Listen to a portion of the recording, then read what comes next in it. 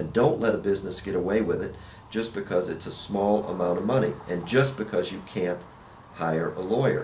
Whether it's $5, $50, or $50,000, doesn't matter to us. We will bring a lawsuit on our client's behalf if we believe that they have been wronged. And when I say wronged, I mean first morally wrong, but more important to us is legally wrong.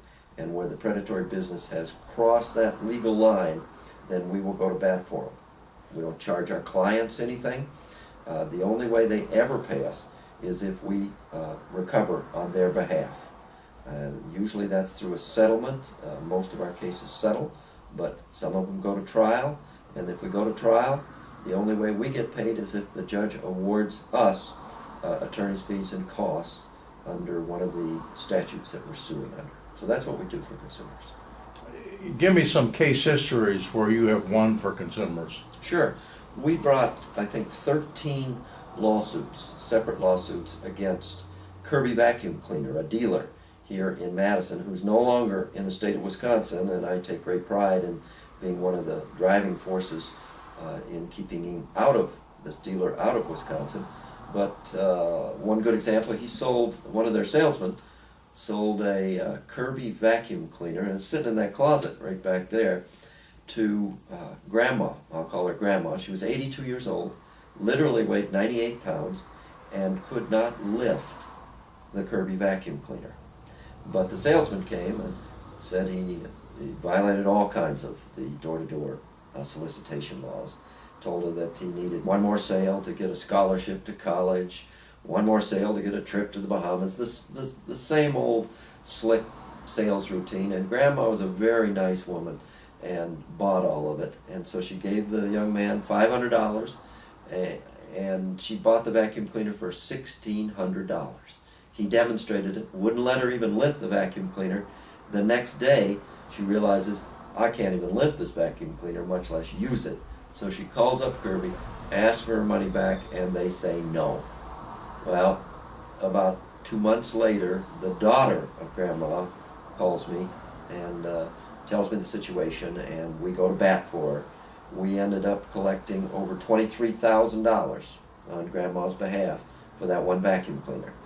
There are 12 other Kirby vacuum cleaner stories. They were all successful on behalf of the client. That's one example. That's the door-to-door solicitation. We take a great deal of auto fraud cases. The typical example is we'll get vulnerable people, elderly, minorities, a lot of women will be sold a used car, and it will be sold under an quote as is end quote contract. Well, the car is worthless, and they find out rapidly. We've had cars that just literally fall apart within the first week. We've had a case up in Toma where the young woman bought the used vehicle and it leaked 2 quarts of oil a day. It would just drain out. And she said, I went out after the first night, and the next morning the parking lot was literally covered in oil. And she took it back to the car dealer up in Toma and said, I want my money back. And the car dealer says, you bought it as is, honey. And she said, well, that's not right. So she came to us, and we sued this car dealer successfully, got all of her money back, and quite a lump sum for attorney's fees and costs. What people don't understand is there's no such thing as an as-is sale, because every used car dealer has to adhere to Wisconsin law, which requires, in part, a buyer's guide. That's the little sticker on the window you see, and the dealer has to check it off. Everything's okay. Well, once he checks it off, that's a representation. Now, one of the representations in this woman's case was that it didn't leak oil, a substantial amount of oil. Well, obviously that was not true, so that was a misrepresentation, and they had crossed that legal line, so we could hook them.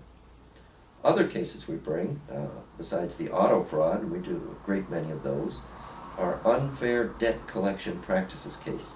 We have probably a half dozen in the office now. We just decided yesterday to take one up on appeal, where we have people who incur a lot of debt, can't pay off their debt and get a judgment against them, or even before the judgment is rendered, they have people starting to call them and, in many cases, harass them. It's okay for a debt collector to call, or a creditor to call, and ask the debtor to pay the debt. But we take cases where they cross the line. We've had many cases where these debt collectors, which are really factories down south, there's some in Arkansas, we've had some up in Canada, where they literally have 900, 1,000 people on telephones in warehouses just calling up on behalf of credit card companies, auto manufacturers, and they will harass our people. The best cases, and we've had one, where we had the recording. Our client just had it on her phone, had a tape where this gentleman, who happened to be from India, called her the B word, told her that she would never get out of debt, and that they were going to take her house and call the sheriff, this sort of thing. Now those cases, just for those type of violations, we got over $30,000 in debt wiped out, and we settled that case, I think, for $45,000 for those violations. Most of these clients aren't people that just run out and buy 54-inch TVs. These are people, most of them that we take are single parents, single moms, trying to pay medical bills. They can now put food on credit cards, so they'll run up a debt for credit cards that they can't pay. I don't think we've ever had a client in here who says, yeah, I just want to run up a debt and then go out and declare bankruptcy. For the most part, these are people that are trying to pay it off, but they get harassed by debt collectors. So that's another type of case. Another area we cover are home improvement scams. And here's the classic scam.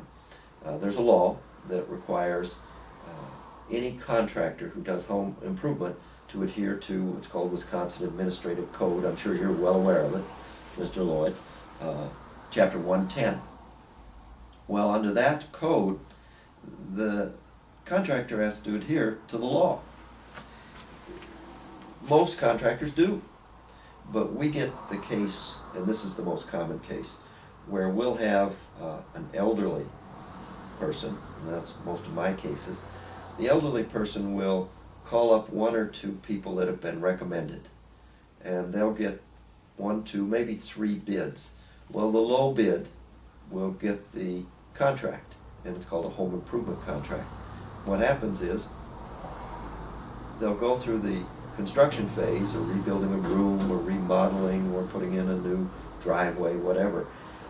Towards the end, then the contractor will come back and say, oh, we've had some cost overruns, and in many cases the contract price, the lowest bid, all of a sudden becomes 50% higher or 100% higher, and they just tell the person, hand them a bill at the end, saying instead of $10,000, you owe $15,000. Most people pay that. Well, the law is very strict on that.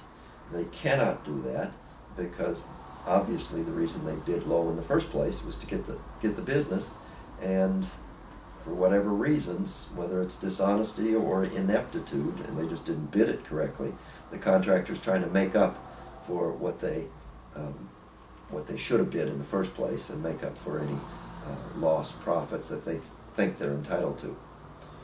Well, once they cross that line, we file the lawsuit on their behalf, on our client's behalf, and it's under what is called a fee-shifting statute, meaning our client hires us and doesn't pay us a dime.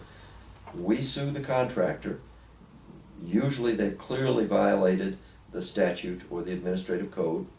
If we win, in many cases, under this chapter 110, our clients are entitled to double the amount of damages. In other words, in that $10,000 bid case where they've paid the $15,000, an extra $5,000, our client would get $10,000 back. Plus, the contractor would have to pay our attorney's fees and cost.